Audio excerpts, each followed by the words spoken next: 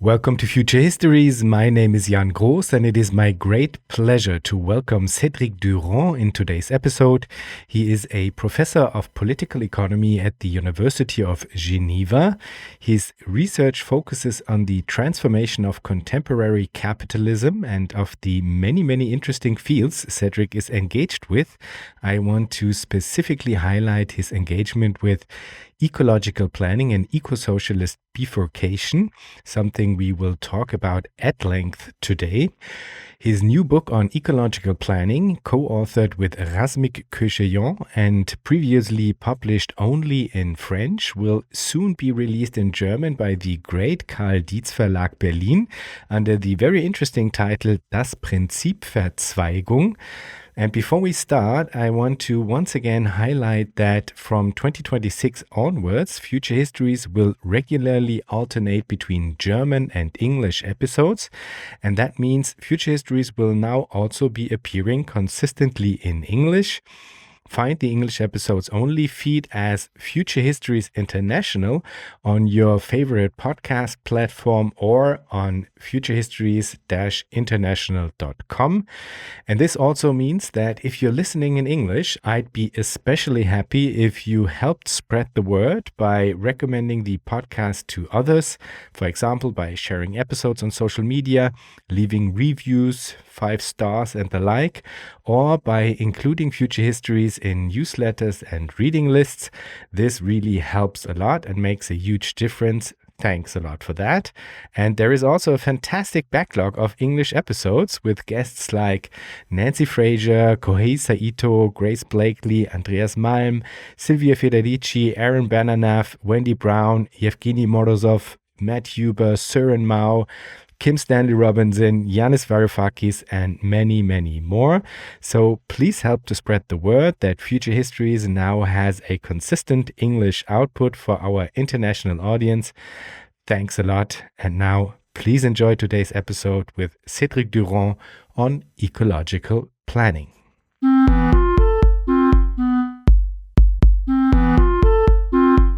Welcome, Cédric. Hello, Jan. Thanks for having me. Oh, it's a great pleasure.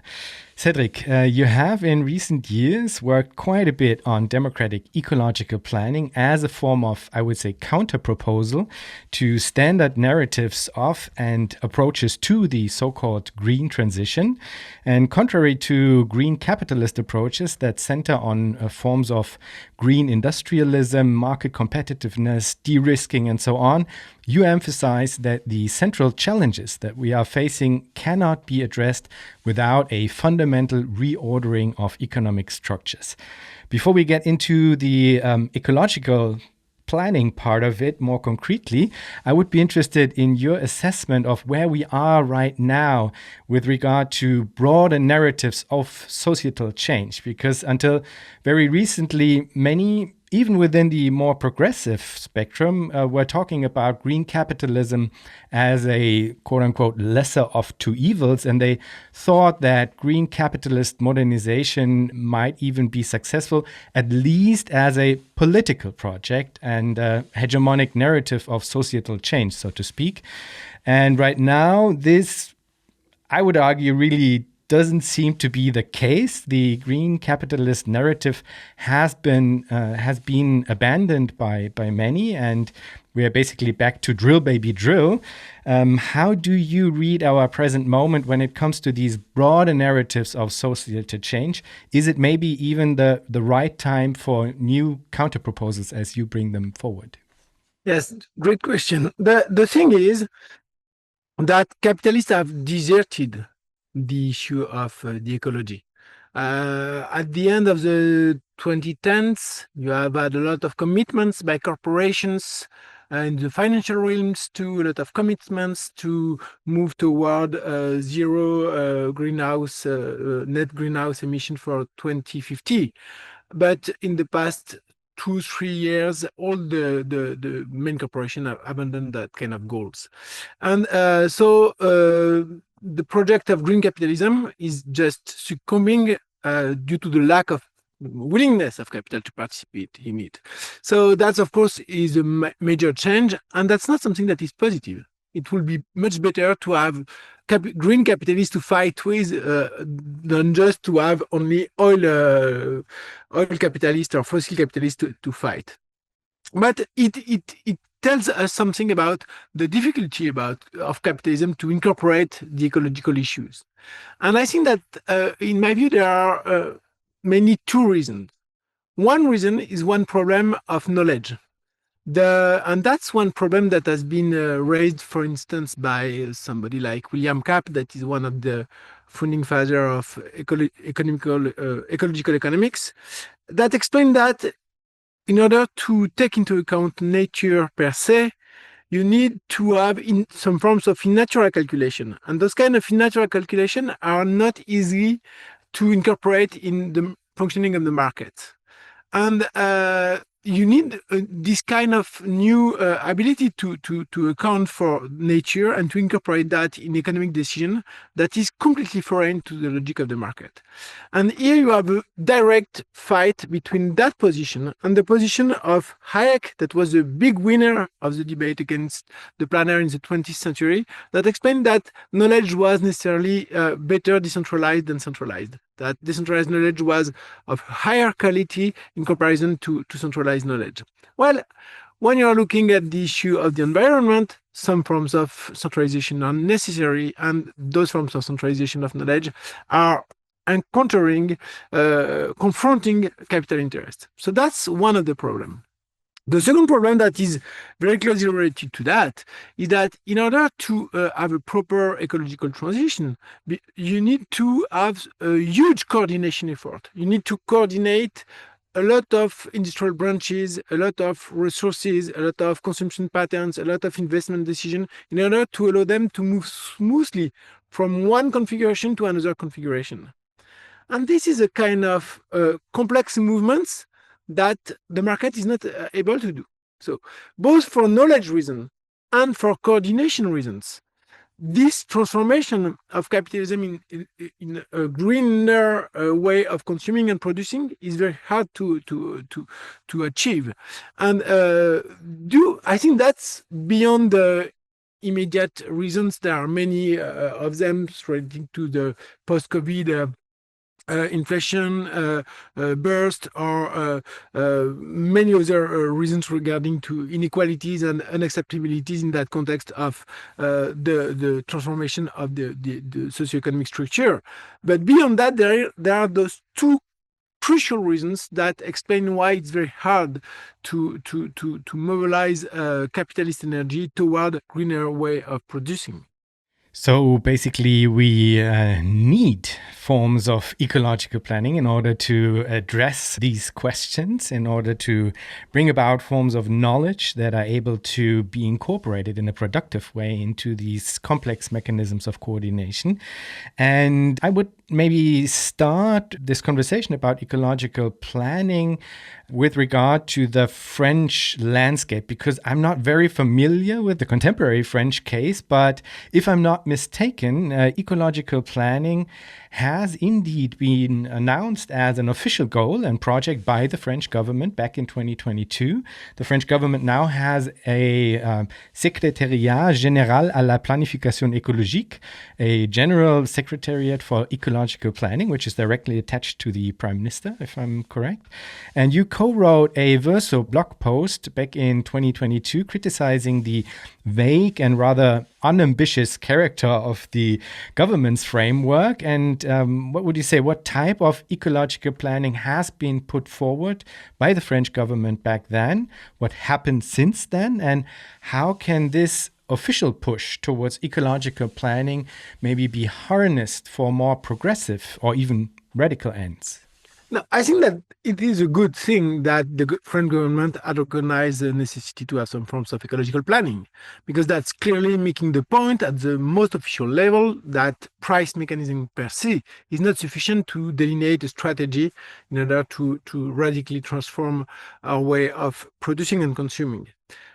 But that being said, the record of that secretariat is super weak. And in fact, as we are talking now, it is being displaced from its position in the center of Paris to a more peripheral one. So it's not only it's just not moving; it's also something that is meaningful in the sense that the ecological planning discussion in France is not anymore active. So this bureaucratic instance is very weak at this specific moment. So what has been achieved within that institution? Somebody has been achieved in the sense that they have tried to coordinate the various policies of the state regarding the environment. So that was ecological planning in that narrow sense. That's all. That's already something good, trying to figure out what are the various regulations, what are their impact, what are the various kinds of subsidies that are given of various industries, what are the conditions, and so on and so forth. Just to know about that and trying to make that more or less consistent was something, to some extent, a positive goal. But they never were able to move beyond that. More than that, there has been not only this institution that has been created, but there has been a huge effort of thinking about the macroeconomic implications of the greening of the economy. There has been an important report written by Jean Pisani-Ferry and Sarah Mahfouz. They are both high French technocrats. The report has been translated in English, and it's a huge report. I think that's something like 2,000 pages about the macroeconomic consequences of the greening of the French economy. And what they show in that report is that if France is serious about the fact that it wants to respect its commitment in terms of reduction of greenhouse emissions, so just looking at that dimension, it needs to make a huge effort in a very short time, in a 10-year period, in terms of changing the way, the kind of cars that people are using, changing the way of people are heating their homes, and making a huge saving in terms of heating thanks to the isolation building it. So they are making an assessment of that, and the assessment, just counting that, is absolutely impressive, because they say that it represents for each household between 1/3 and 2/3 of their income over a period, annual income over a period of 10 years. So it's a huge amount. Each year, the household needs to commit to that huge effort, and such an effort it's not possible to obtain that by the individual decision. So what they say is that the state should step in order to coordinate that and to subsidize massively this transformation of the way of eating and of and mobility for the population.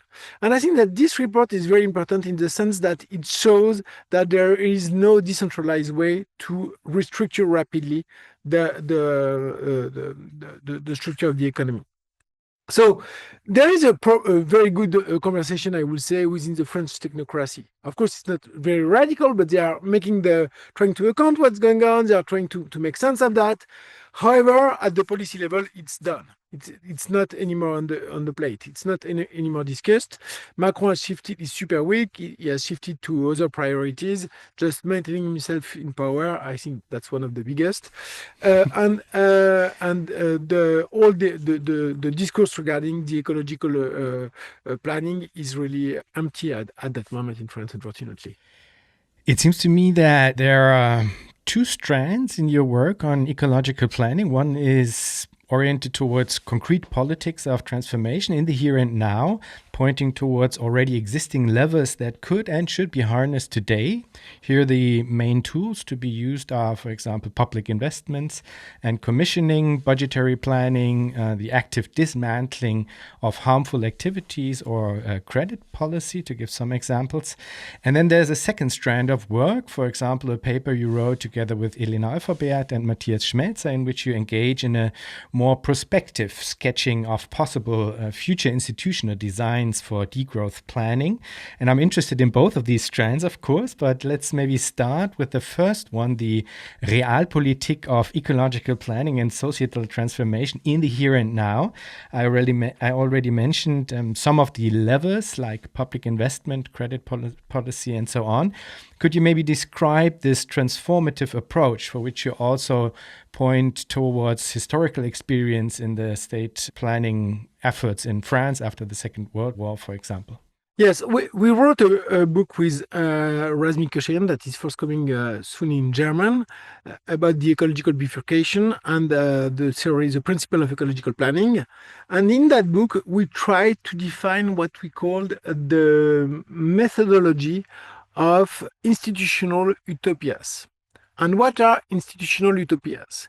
It's we take from a reckoning right this idea that we need to have some empirical grounds to develop emancipatory project. We cannot just make some imaginary schemes. We need to have some historical account that we can rely on. However, Eric Wright, in his concrete utopia framework, is mostly looking at micro examples.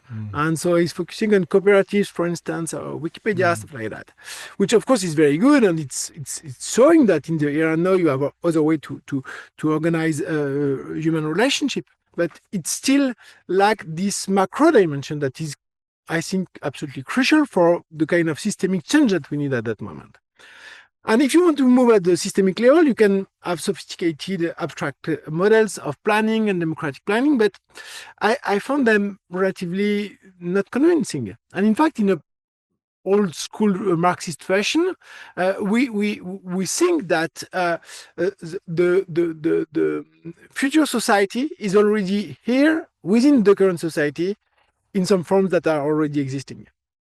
And Marx was very aware of the importance of not speculating about abstract models, but trying to find in the real movement of histories ways to imagine the future societies. And so the methodology of the institutional utopias is to try to look at what is existing here and now or existing in the past that we can mobilize to imagine a new configuration, a new combination of institutions that will transform the logic itself. So that's exactly what we are looking at. And so we're looking at what's going on, for instance, in green policy that were during the Biden era, the IRA, we looked at that. We looked at what, of course, is going on in China with the kind of planning that exists there for several decades. We were looking at what was going on with developmental states in the global south in the post-war era. We are looking at the debate regarding ecological accounting, both within the corporate and financial sectors, but also within administrations. So we are looking also at some digital social e-commerce platforms. So we are looking at a various array of institutions that are existing or have existed in the past and try to imagine how we can reconfigure them to have the kind of institutional planning that we are looking for the ecological bifurcation. So that's the methodology. And the principle of this ecological planning institutional settings that we identify are the following. The first thing is that you need a new way to account for nature. There is no ecological planning if you don't have a new way to manage, to know our relationship with nature at the micro level, of course, but also at the macro level. And so there are some techniques, accounting techniques at the micro level and at the macro level that are discussed right now and that we need to take into account very seriously if you want to think about planning. Because without this kind of in-nature calculation about nature, we really don't know what we are doing. We cannot really assess what we are doing. So it's very important here to say two things. The first thing is that this kind of permanent inventory of nature in natura, this kind of permanent inventory of nature in natura is never perfect, is never complete, is never exhaustive. Nature will be always more than human activities and more than human knowledge. So we need to be absolutely aware of that. We need to be cautious about what we know.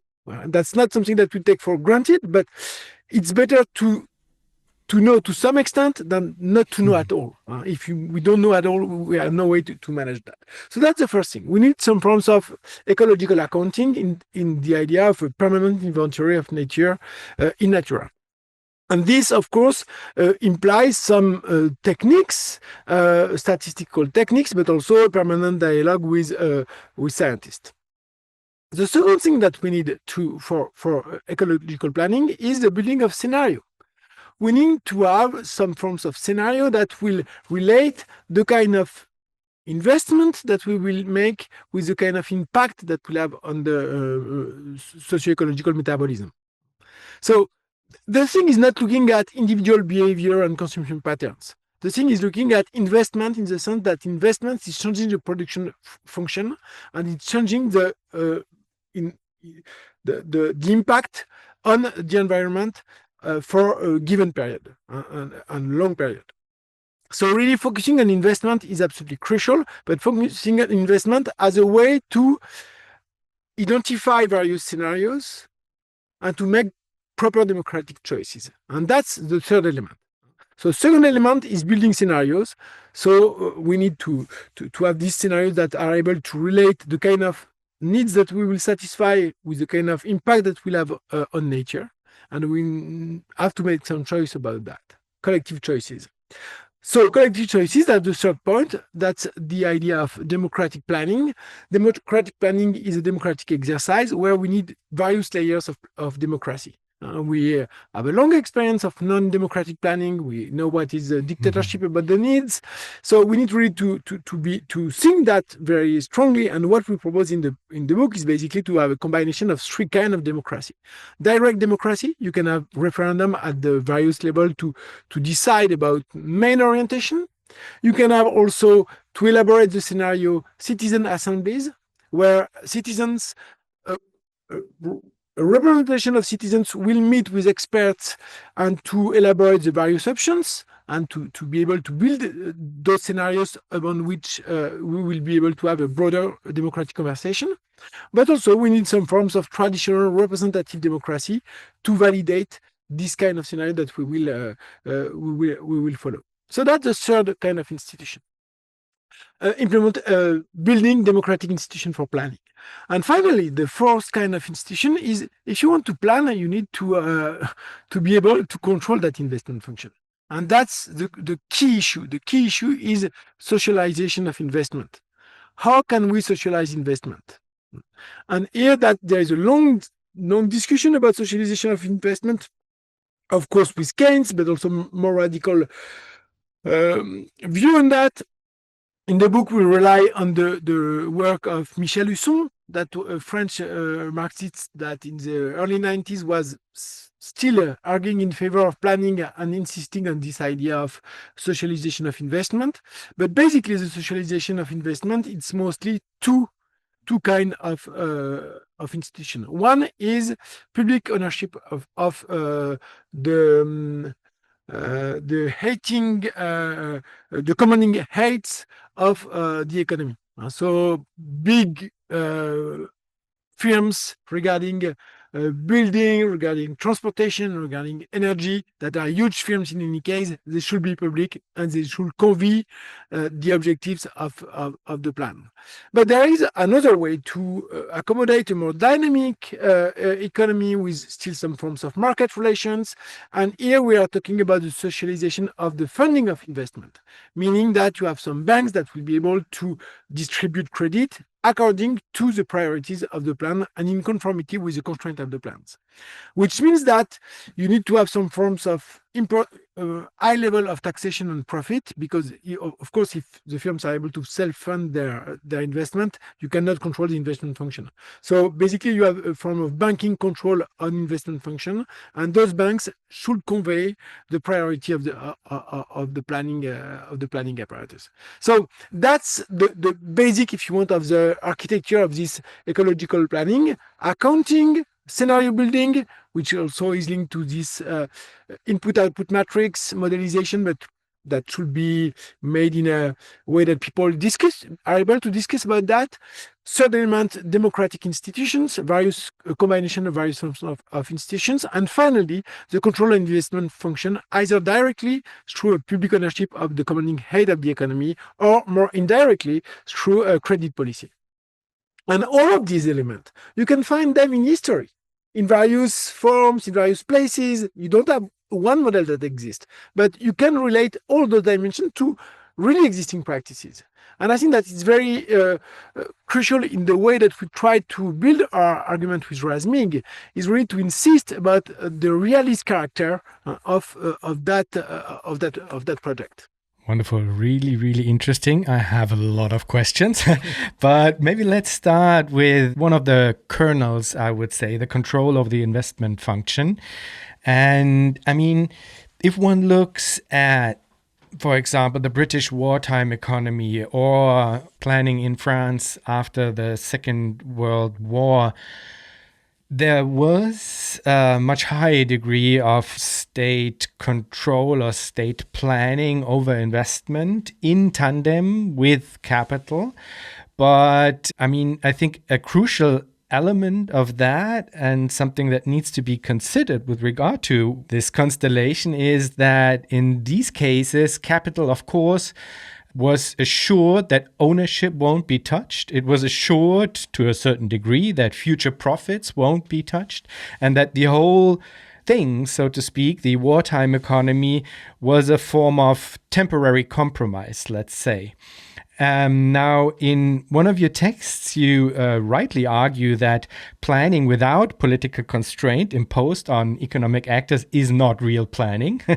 And this is a direct quote, and I quite like it. However, this immediately brings up the question of how the power of private capital can be effectively challenged. For if the levers you talked about should be used to create compliance on the side of economic actors with regard to the environmental objectives of the plan, then one would need to create conditions under which the power over investment on the side of private capital must be broken permanently. How would that come about?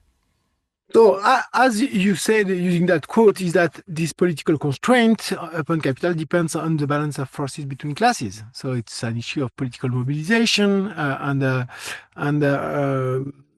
in that sense, you can be, on the one hand, doubtful about its immediate possibilities regarding the deterioration of the balance of forces between classes. But on the other hand, you need to acknowledge the fact that neoliberalism is in a huge crisis, and every rules are changing very rapidly now.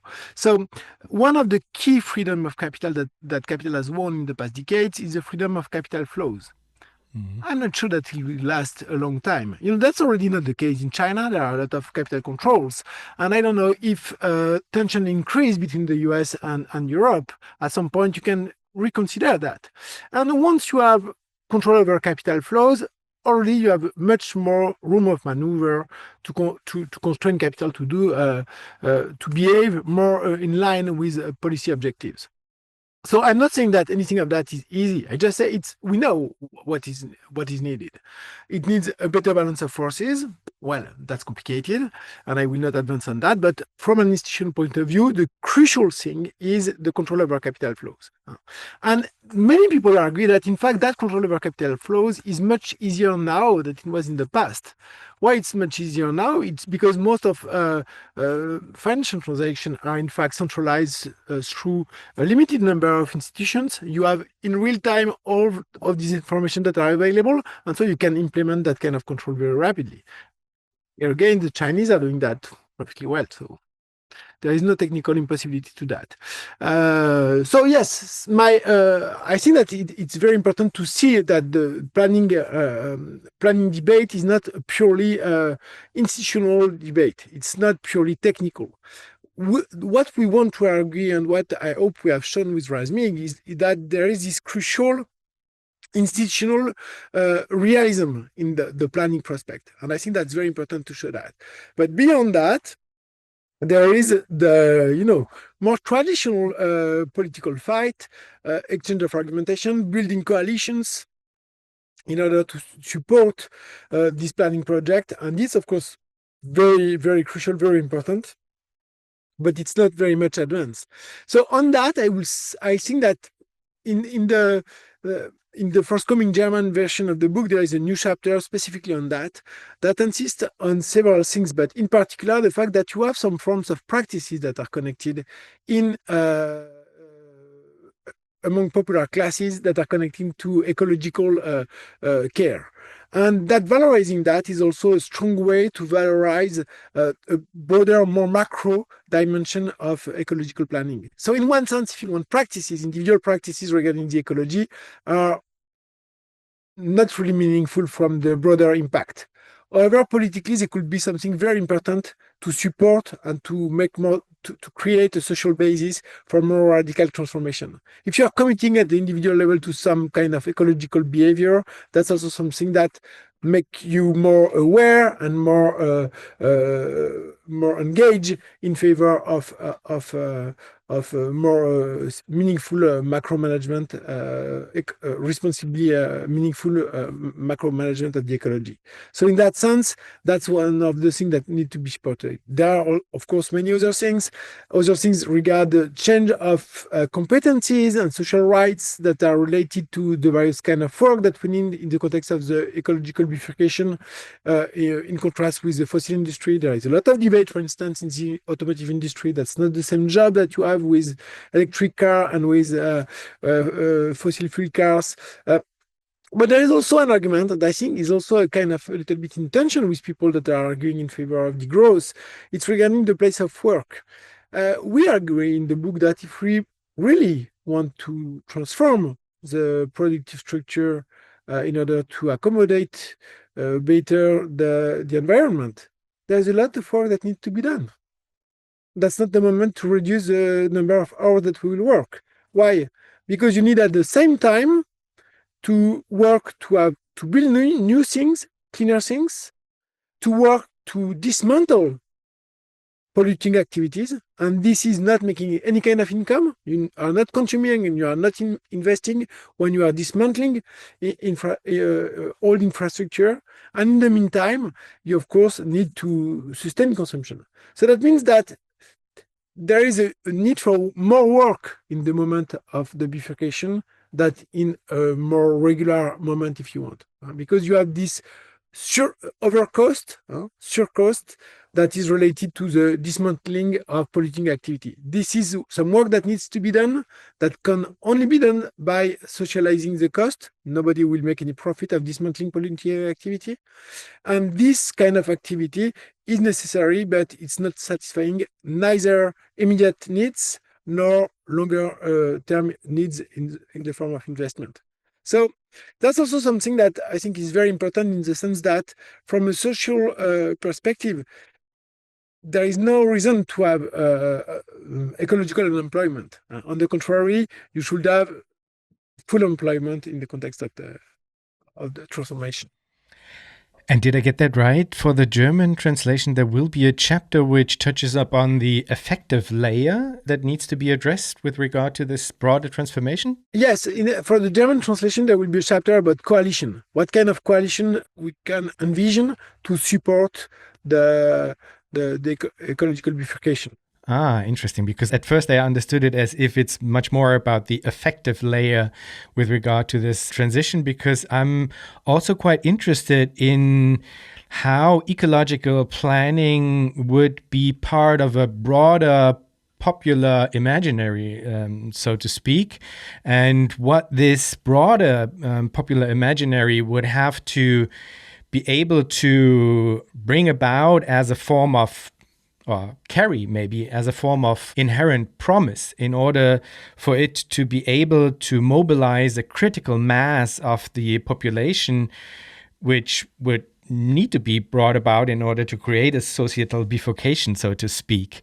Because if the narrative is built around a form of, let's say, short-term sacrifice in order to make ecological planning work, then this would be a much more difficult project to bring about compared to, let's say, a popular imaginary that centers on public luxury and universal basic services as a generalized promise, which I would definitely argue for because this seems much more attractive.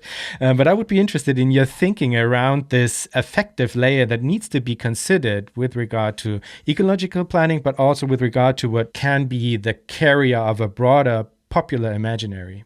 Yeah, so I think in terms of popular imaginaries, various dimensions are very important. I think that one thing that is important is to bring some insurances, some guarantees regarding the social condition. And I think that it's really, it's a no-go. If you don't have some forms of social guarantee in the process of the bifurcation, there will be no popular support. And the precarization that we know, the fact that people are worrying about the jobs for themselves, for their kids, their incomes, so on and so forth, is something that could be addressed in the context of this bifurcation via this argument in favor of the job guarantee. This argument in favor of job guarantee means that you're sure that you will have a job, and to be sure that we'll have a job, it changes everything in the kind of imaginary that people can involve. So I think that's one first thing that is very important. The second thing, and I think that's what you were bringing about, is very important, is that we need to escape this idea that the ecological bifurcation is somehow a Malthusian view that this is a process where there is a narrow down of possibilities. In fact, that's exactly the contrary. The more we are affecting nature and destabilizing the environment, the more we are narrowing the space for human flourishing. So this is absolutely crucial to acknowledge the fact that what we are doing, if we were properly engaging in ecological transformation, we will be increasing our perspective, and not longer term perspective. In 10 to 15 years, in many parts of Europe, you will have to spend your summertime in collective supermarkets not to have to hurt. So that what's the perspective of that? What is the nice thing about that? So I think that really refusing the Malthusian view and assuming that within some constraint related to the environment, we are in fact enlarging the kind of life that we will be able to have, is something very important. Even if you consider in the narrow sense, so in an immediate sense, to have some boundaries, in the framework that we are working, it doesn't mean that we have a kind of limitation. There is an infinity of way to deal within that boundaries. And of course, the work of Hartmut Rosa about acceleration, I think it's very convincing about that. Too much possibility is not more freedom. Too much possibility is just being lost in frustration.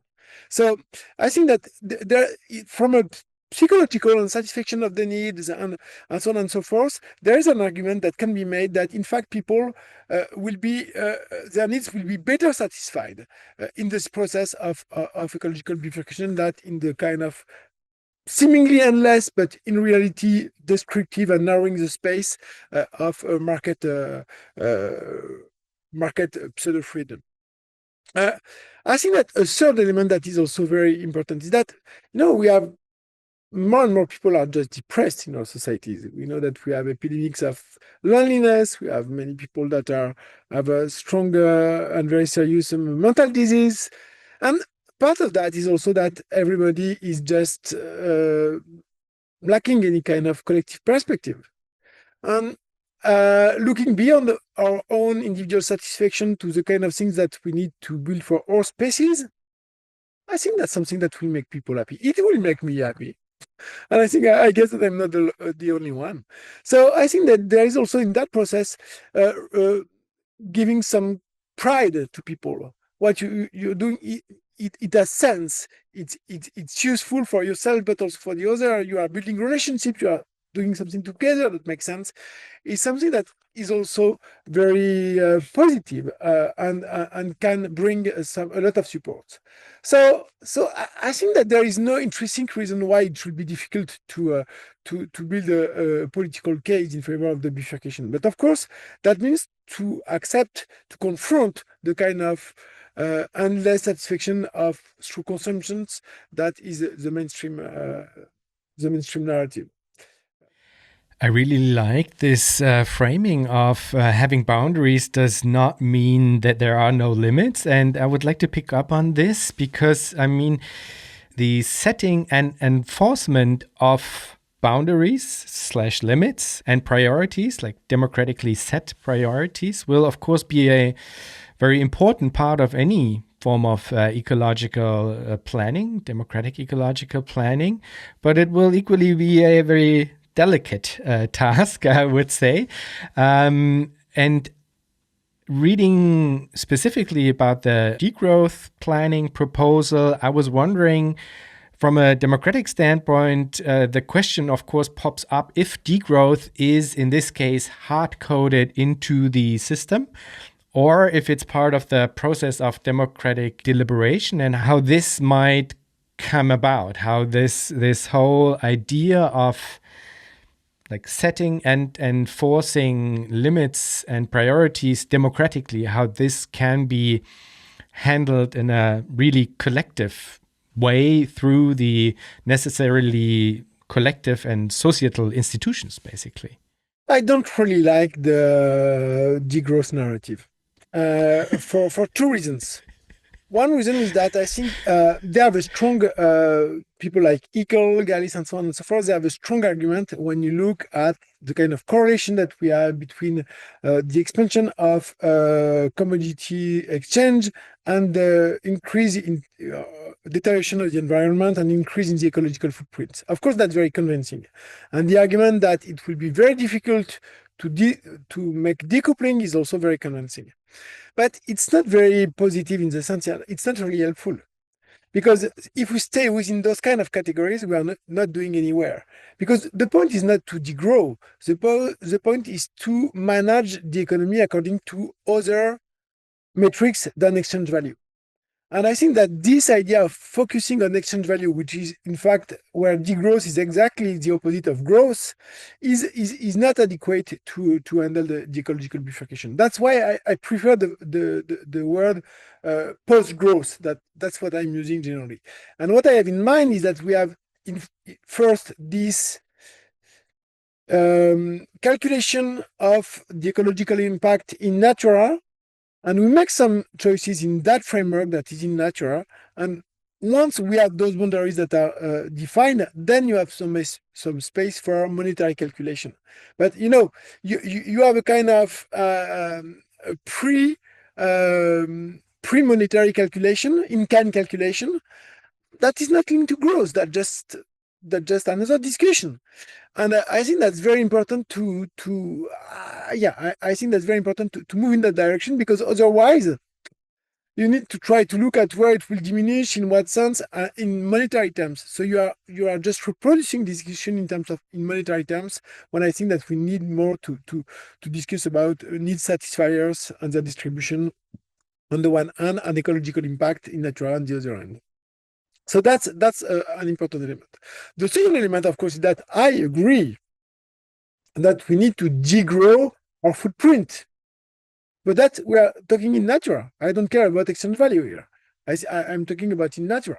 So so basically, beyond the discussion about degrowth, in my view, is better when it is framed in terms of moving from exchange value to use value conversation. And I think that the paper that we made with Elena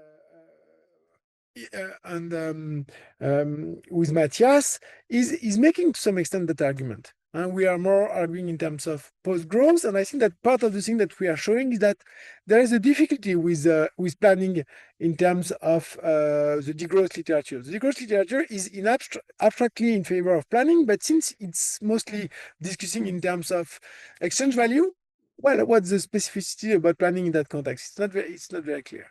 So that's also what we try to do, I think, in that paper, to refocus on this issue of post-growth, in the sense of shifting from exchange value metrics toward substantial value metrics as the main driver of the mode of development.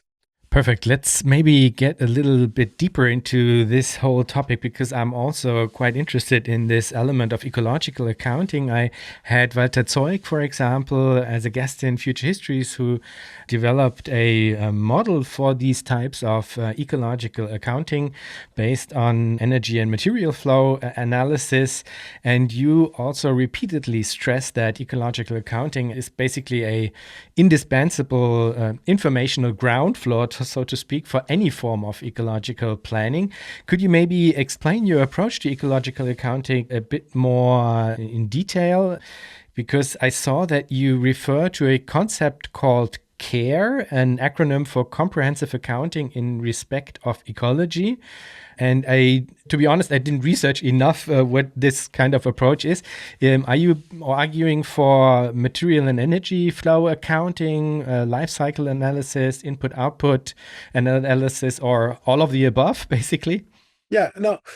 So there are a lot of discussion, not only on ecological accounting, but also on the way to mobilize that through various techniques of modeling. What we propose in the book are two things. On the one hand, we oppose at the macro level, the mainstream approach that is trying to translate ecological nature, basically, in ecological services and to give a monetary value to those services. And this is the dominant approach. And of course, it's better than not accounting for that. So it's nice to show in your national account that when you are polluting, in fact, you are reducing the value that people are. But, that means that you can compensate the destruction of one forest with some cleaner river, which I think doesn't make any sense from an ecological point of view. So this is the first argument. Here, we agree with some other ecological accountants at the macro level that we need to have some macro accounts of the diversity of nature. So we need to have some measurement of biodiversity. We need to have some measurement of pollution. We need to have some measurement of greenhouse gases and so on and so forth. And we need to account for all those dimensions individually and not compensate one by the other because they have their intrinsic different logic. So this is for the macro impact. And the macro impact is, of course, very important because that's the way you can shape a sustainable trajectory at the macro level. At the world scale will be the best, but you can have some cooperation. You have some cooperation in some areas, but that's one thing that is important. But how do you translate that at the micro level? How do you do to be sure that a town, a firm in a certain place is behaving according to those priorities? That means that you have some space, ecological space that is allowed locally in each ecosystems. And in those ecosystems, you need to be able to measure what is the impact of the various firms or various actors on that. And the way to do that is to constrain those actors to invest enough to respect those boundaries at the local level or to repair the destruction that they have done if they have done some destruction. And this means that you need to have some forms of collective representation of those ecosystems that are able to confront those economic actors at the local level. If you don't, you need to have some forms of management at the local level of the ecosystems if you want to interact with the producer at the local level.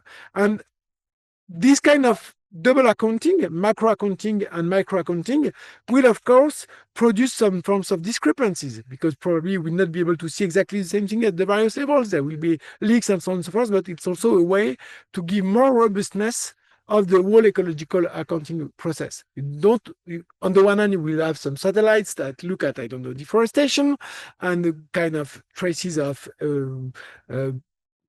gases, greenhouse or methane emission, for instance. It's very good. You can do that very well from satellites. And on the other one, on the ground, you will observe some forms of biodiversity or to be able to capture some kind of pollutants in the rivers. And maybe there will be some discrepancies, but that will give you more robustness to the whole. The main thing is that if one firm is not able to accommodate that constraint, meaning that it's not able to make the investment in order to respect that constraint or to be able to repair, it will not be any more economically viable.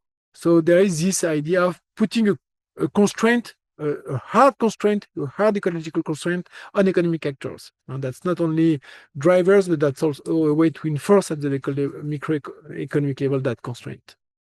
And another aspect that you talk about quite a bit, and you already mentioned it at some point within our conversation, is that you argue for a government by needs. And this, of course, makes a lot of sense, but it's at the same time not really, I guess, easily defined. So how would you say are needs defined, and how can they be a guiding line with regard to ecological planning? What would this look like in concrete terms? Because this is not really a necessarily universal thing, needs, even though to some degree one might argue it is, but it's something that can and maybe should be contested as well. Sure. So the first thing is some good news. We can make some calculation have been made, and there is no reason not to be able to provide to the whole human population at the world scale decent living conditions in terms of housing, in terms of food, in terms of communication capabilities, in terms of access to health, and so on and so forth. And my colleague from Lausanne and our co-authors, Julia Steinberger and our co-authors, have made some calculation about that in the dimension of energy, but there is no reason to make the hypothesis that it's not possible. So there is no hard ecological limits to satisfy to have a decent life for everybody on that planet Earth. So, okay, that's not something that is completely trivial. I think it changed a little bit the conversation. So the second thing is, of course, that decent standards of living, it's not really comfortable standards of living. So it's fine probably to have a 30 square meters apartment for 2 persons. It's nice, but it's not huge. It's not really comfortable. So we need to think also about the fact that decent is kind of a floor. But beyond that floor, there is still some space to have more than decent. And that's also something that is important. So once you have said that, what is this idea of governing by the needs? It's basically three things. The first thing is refusing the dictatorship over the needs. Dictatorship over the need, what it is? It's bureaucratic choices regarding what kind of production that we have. This concept has been developed by Agnes Heller in the context of Soviet planning, and she has made a harsh criticism of that planning because a lot of resources were spent, for instance, in military equipment or in, not adequate consumption goods. So that's one problem. But you can also say that, and Mandel said that very, very clearly, that this kind of dictatorship about the needs also exists in capitalist societies, when some people cannot just satisfy their basic needs because they don't have the money to do that. So this kind of harsh constraint, either bureaucratic or harsh market constraint on basic needs, are something that need to be refused. Then you have two kinds of needs. One kind of need is the need of the species. All humans have some needs to have a decent life. And those needs are not negotiable. They should be guaranteed. But it's not enough. Marx explained that one way to think about the progress of human flourishing is the enrichment of the needs, that we have more and more needs, and those needs are more and more complex and more individuals. Your needs are not my needs, and that's something that's also nice. That's things that make life more interesting, exchanging more interesting, and we don't want to have somebody else that discusses about our needs. So what we propose in the book is that those needs that cannot be reduced to decent collective needs are needs that should be defined as democratic needs, meaning that to some extent we can satisfy them freely, to the extent they are not preventing the other to satisfy their own needs. And that's exactly where we are connecting back to this idea of socialization of investment. You socialize investment in terms of the kind of sector that you will develop and the kind of ecological space, ecological footprint that you allow for the various kind of sectors. But you are not entering the detail. I don't know, sport equipment, that could be a sector, but people will not decide if you're more talking about cycling, or if you're more talking about, I don't know, sailing or whatever you want, or football playing or whatever. So this idea is you need to allow a kind of diversity of bottom-up dimension of needs creation. So I think that's very important to have this double idea of governing by the needs. On the one hand, to have some guarantees about decent way of living, something that everybody should be allowed to have, must be allowed to have. And on the other hand, opening a space for very various needs that cannot be anticipated in detail in advance, but that should be governed at the more meso level through the socialist investment in order to allow to accommodate planetary boundaries. And you mentioned, when you talked about the 3 layers that would need to be addressed in order to bring about ecological planning, you mentioned scenario building as a crucial element of a desirable form of ecological planning. What would that look like? Is it a form of forecasting, so to speak? A form of, let's say, maybe digital, virtual representation of a future space that can be negotiated about? Or what would that look like in concrete terms? Yeah, so that's Vasily Leontiev. Maybe he's one of the Prize Nobel in the 70s, and he was one of the people that developed this technique of the input-output matrix as a way to develop industrial policies. And he explained that basically planning is about choosing between scenarios. But those scenarios, they should be doable, feasible. And that's exactly what is scenario building. You take input output, the kind of resources that you have, the kind of technology that you have, the kind of ecological constraint that you want to accommodate, and then you explain the various options that you have. So you have, of course, an infinity of options, but you build scenarios in order to, in a stylized manner, allow the demos to make some choices regarding the main direction of the developmental path. So that's really an exercise of modeling, you're right, of forecasting, but it's really a way to allow the demos to decide about the kind of model development that you want. And this kind of model development that you want will be implemented after that through investment decision. That's really the key thing. So I'm not a communication scholar, but I think, of course, that you can build nice digital tools in order to kind of more represent those scenarios in a more concrete way with some digital tools. But we didn't specifically work about that. I think that's something that should be very interesting, will be very interesting. But the main thing is really to see, according to a set of limits, which kind of model development that you can envision, and what are the preferences that could be expressed collectively about that. That's the exercise of planning. And I think that's also something that is also very important in terms of planning and freedom. We were discussing about the motivation,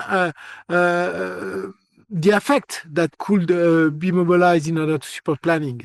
I think that the idea of expanding economic decision by individuals through some forms of control on those scenarios, meaning over the investment function, is something that is very exciting for a lot of people. We do not have a say about that right now. We do not have a say about the kind of technology that is developed. We do not have a say about the kind of infrastructure that is developed. So that's exactly this kind of conversation that we should be allowed to have, not necessarily in a very technical way, but in terms of choosing between lifestyles. Basically, that's the discussion that can take place about discussing about mode of development is really what kind of lifestyles, collective lifestyle we want.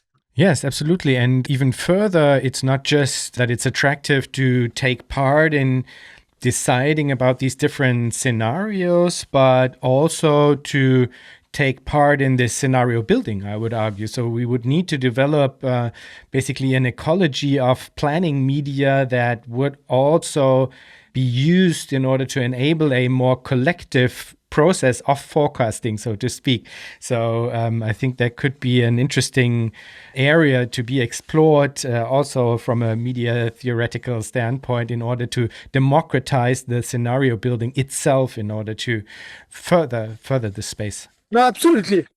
Absolutely. Something that in which we engage in the book is some forms of consumers, communities that will be supported by the planning apparatus to explore options and to build expertise in order to be able to inform producers in a sophisticated manner. Probably everybody will not be involved in that. I think for many things, I'm not interested in knowing how it works, and I will not dig into that. But maybe, I don't know, if you're an expert into climbing, you will be really dedicated into engaging with the specificity of the product, and you want that your expertise could be incorporated in the planning process. So I think you're right. That's something that is very important to this kind of expertise from the consumers is not captured by the firms. They have sophisticated tool to capture that knowledge. Not only in this kind of smart consumers example that we know in the digital products, for instance, or for sports, for instance, but also, for instance, in the beauty industry. The cosmetic firms are very sophisticated way of trying to capture the kind of knowledge that people have about what they want, and so on and so forth. So this is captured by the firms, and of course, it's also managed by the firms according to the kind of profits that they see in those domains. We can have a more democratic way to mobilize that knowledge to inform production processes. And how can this broader democratic change be brought about through very concrete projects that can be taken up right now? I mean, you talk quite a bit about a state perspective. I would be interested in general, what would you say are the most important levers when it comes to really starting this transition, this democratic change? Basically, there's really vivid debate around fights for socialization, for example, within the German-speaking left. And I really think that socialization is a very important carrier for this type of democratic change. What would you say? Sorry, what kind of socialization? You mean socialization of housing, for instance, or what do you have in mind? Yeah. Of housing, of the energy sector. One could think of different sectors, which would then be part of course, broader push towards democratic change that will necessarily mean democratizing the state. Because right now, I think that there are many deficiencies when it comes to our current democracies, and there needs to be a push to democratize the state as well. But projects like socialization of housing, socialization of the energy sector can be entry projects into this broader push towards democratic change that needs to be brought about, I would argue. Yeah, so really the core argument that I want to develop is this idea that whatever helps us to control the investment function is what is really crucial. Why? Because investment is commitment to the future. So that's exactly where we should be able to act. That's really the crucial place. So that could be either through ownership, so what you were mentioning in terms of socializing ownership, but it can be also through control about the financial system. It's less sexy, it's less nice for leftists, but I think it's so crucial to be able to control financial flows and the credit policy. That's really a super powerful way to be able to exert some kind of control about the kind of model development that we want.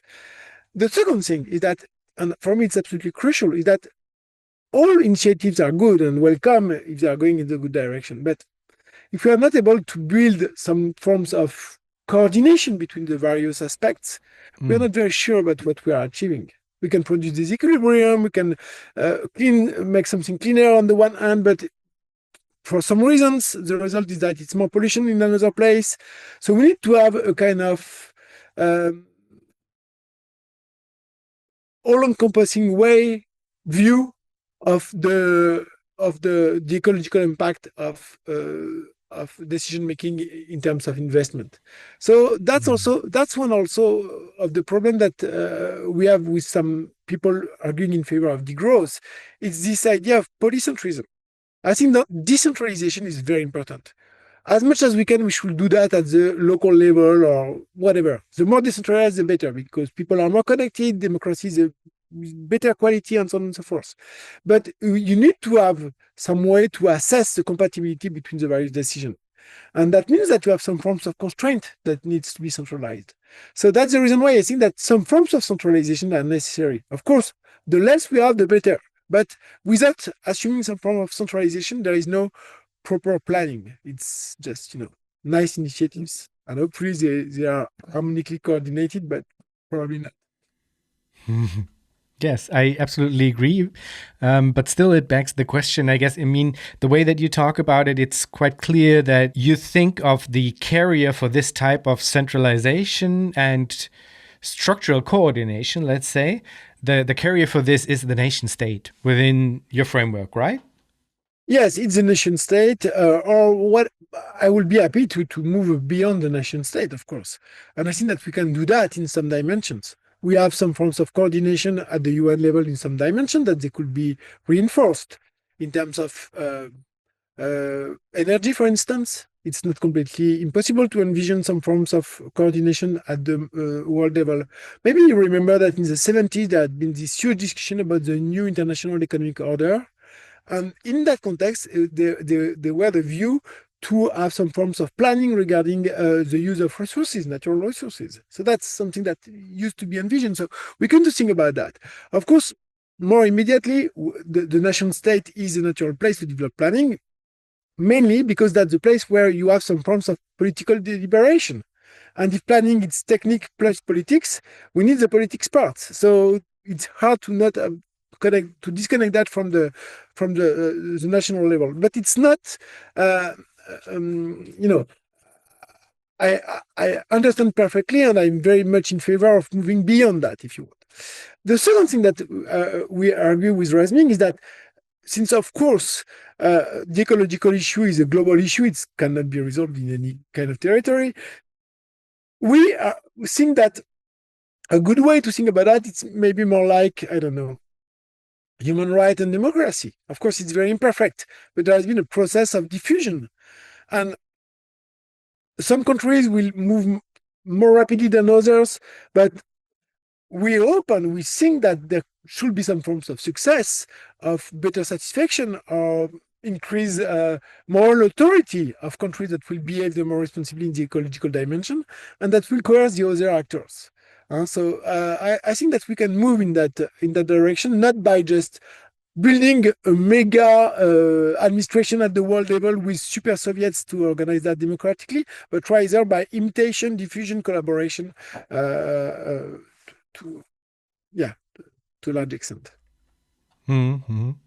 Yeah, I guess, I mean, maybe I just wanted to add that and this is something you, of course, share. I'm sure that if we think of the nation state as the carrier for these types of ecological planning, we would necessarily have to think about democratizing the state as well, I guess. But this is something I'm quite sure we're not in disagreement about. That's something that but I think the main problem is maybe not democratizing the state, because we discussed that already a little bit earlier with this idea of densifying democratization in the sense of having more direct democracy, more process of citizen assembly. So completing, if you want, representative democracy by other democratic means. But we know more or less how to do that.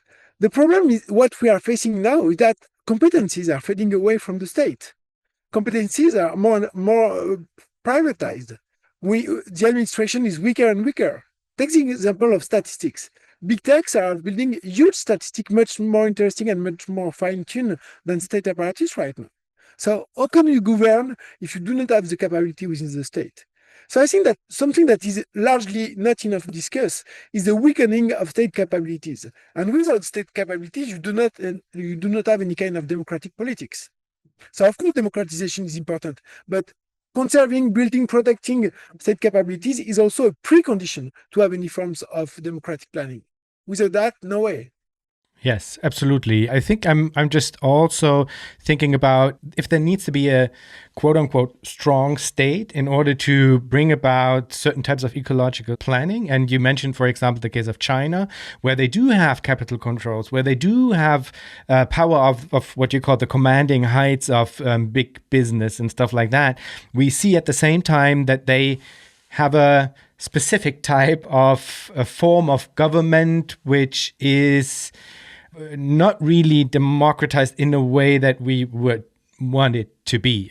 So there is a still open question with regard to how to combine these two things, like the power to have this command over, quote unquote, the economy, but at the same time not becoming pseudo or quasi authoritarian while doing so, and I don't want to paint this black and white and in any way, shape or form, but I think there is a question to be asked with regard to this complex of power and how it can be handled differently, I guess. No, I agree. That's very important. So the answer to that is at three levels.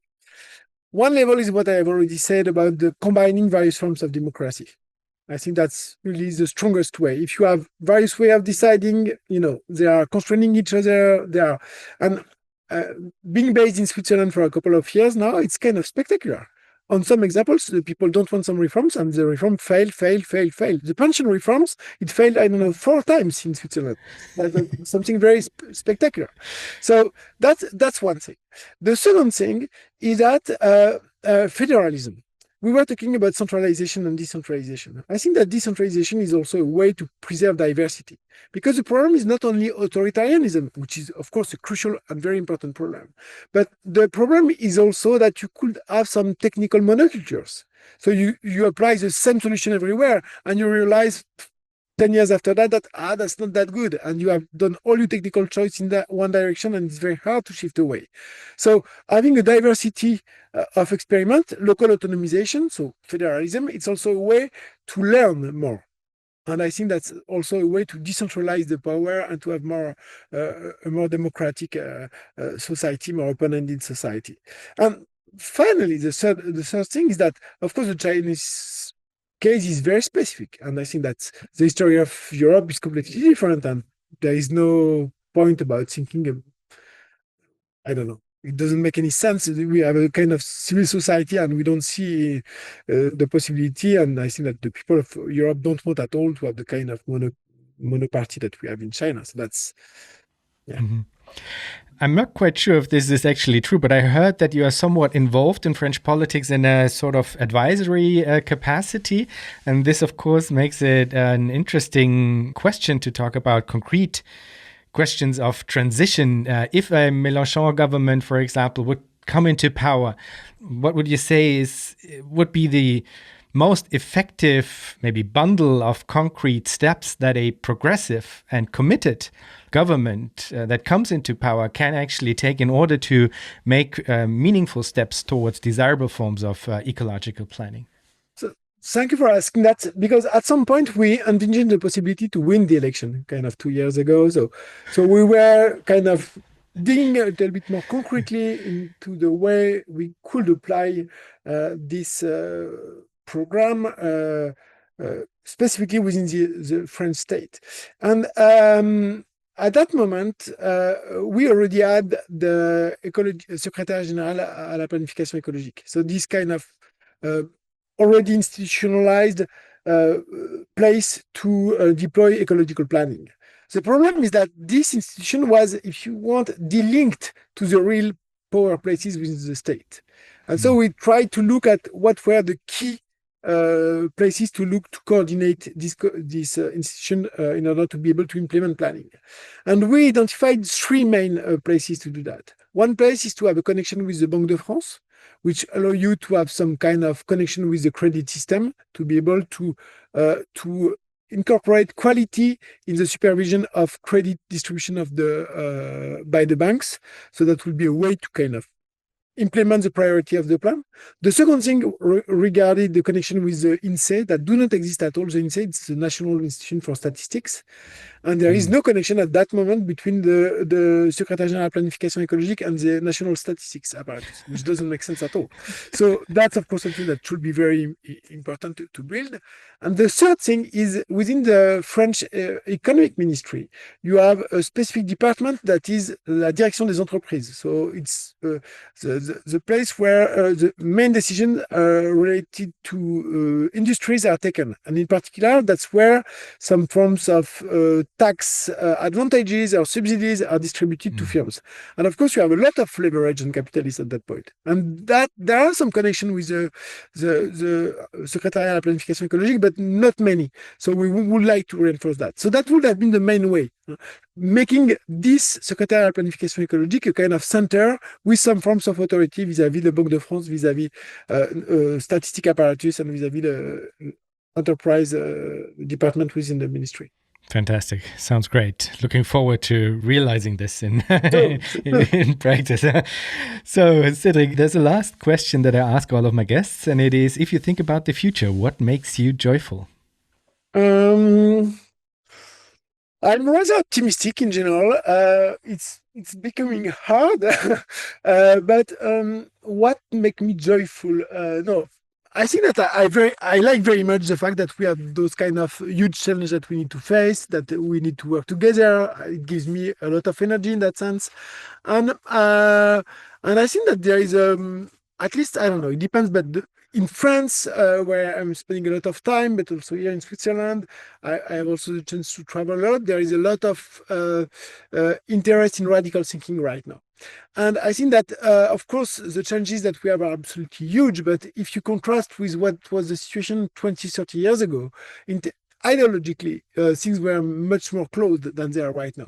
So, of course, that's because the stakes maybe are higher, and maybe that there is a kind of feeling of urgency that is much more present than it was. But the good side of that is that there is a lot of more things to be discussed and to be done. And yeah, that makes me joyful. Wonderful. Cédric, thank you so much for taking part in Future Histories. Thank you very much, Jan.